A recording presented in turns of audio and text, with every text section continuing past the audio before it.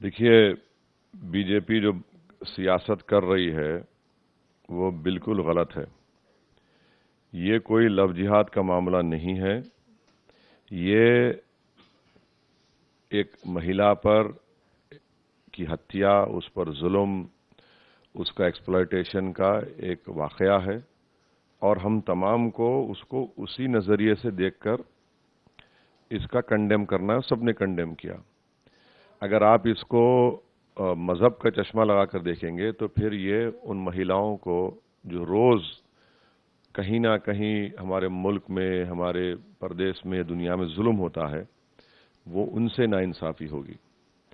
और अगर लव जिहाद का नाम देकर भाजपा इस पे अपनी सियासी रोटी सेकना चाहती है, खास तौर से आसाम के मुख्यमंत्री ने गुजरात में आकर इस जहर को फैलाने की कोशिश की है, तो हम पूछना चाहते हैं वो आजमगढ़ में वो प्रिंस यादव का मामला क्या था, और फिर राहुल गुरुग्राम में उसने अपनी पत्नी को हत्या करके उसकी डेड बॉडी सूटकेस में डाल दी। दिल्ली में एक माता पिता ने अपनी बेटी को इंटरकास्ट मैरिज किए तो उसका हत्या करके उसको लाश को फेंक दिया। ऐसे कई वाकयात मैं आपको बता सकता हूं। तो ये इसको कैसे देखेंगे इसको, जब तक जो हमारे देश के मर्द लोग हैं उनके दिमागों में ये बीमारी है महिलाओं पर, खवातीन पर जुल्म करने की, उनके दिमाग का इलाज करना चाहिए। तो भाजपा बजाय उसका इसको इस नजरिए से देखने के, आप उसको चुनाव है तो उसको अपनी सियासी रोटी सेकना चाहते हैं। ये उन महिलाओं, पीड़ित महिलाओं के लिए एक बड़ी तकलीफ दे बात है। तो ये गलत है बिल्कुल जो बोल रहे हैं। अब दिख नहीं रही है, दिख रही है तो ये तो गुजरात की जनता अनकरीब में तय करने वाली है। जहां तक चुनाव लड़ने का मामला है, हम एक पॉलिटिकल पार्टी के जिम्मेदार हैं और हमको चुनाव लड़ने के लिए किसी और पार्टी से या जो हम पर झूठा इल्जाम लगाते हैं उनसे इजाजत लेने की जरूरत नहीं है। तो हम चुनाव लड़ते आए, लड़ते रहेंगे। हमको भारत की जमहूरियत पर, भारत के संविधान पर भरोसा है और हमारे चुनाव लड़ने से लोकतंत्र मजबूत होगा, भारत के संविधान में लोगों का और एतमाद बहाल होगा। तो ये हमारा काम है, हम करेंगे। तो अब ये इल्जामात लगते हैं, अगर हम सबके इन इल्जामात के सोचते बैठेंगे तो फिर जिंदगी में कभी आगे नहीं बढ़ पाएंगे हम।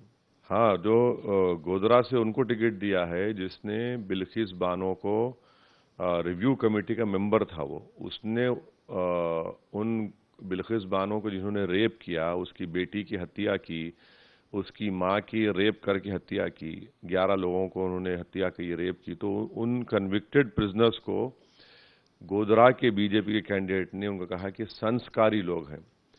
तो इससे मालूम होता है कि किस तरह की संस्कारी पॉलिटिक्स भाजपा प्रैक्टिस करती है, कि जो बिल्किस बानो के रेप करने वाले, उसकी बेटी की हत्या करने वालों को संस्कारी कहता है, भाजपा उसको अपना टिकट देती है। और वो तो कांग्रेस से जीतकर भाजपा में गया था और उसने कोई काम नहीं करवाया गोधरा में। वो तो मोदी जी का जो नारा है सबका साथ सबका विकास, वो तो उसके खिलाफ काम किया। कहीं पर जहां जहां अल्पसंख्यक समाज, मुसलमान है, आदिवासी लोग रहते हैं, वहां पर कोई काम नहीं कर रहा। आज भी आदिवासी वहां पर प्रोटेस्ट कर रहे हैं, खेत में गए तो उनको मारा गया। तो भाजपा इन मुद्दों पर बात ही नहीं करती। देखिए, गुजरात में डेटा ये बताता है कि करीब 12% के करीब बेरोजगारी है। 18.60 गुजरात का पॉवर्टी रेट है। तो 27 साल से भाजपा ने इन मुद्दों पर कोई तवज्जो नहीं दी और बेरोजगारी नौजवानों का मुकद्दर बन गया। तनख्वाहें कम हो रही हैं, महंगाई आसमान को छू रही है। गवर्नमेंट के अस्पताल में सबसे ज्यादा अगर कोई एडमिट होता है, आउट ऑफ पॉकेट एक्सपेंडिचर होता है, तो गुजरात में होता है।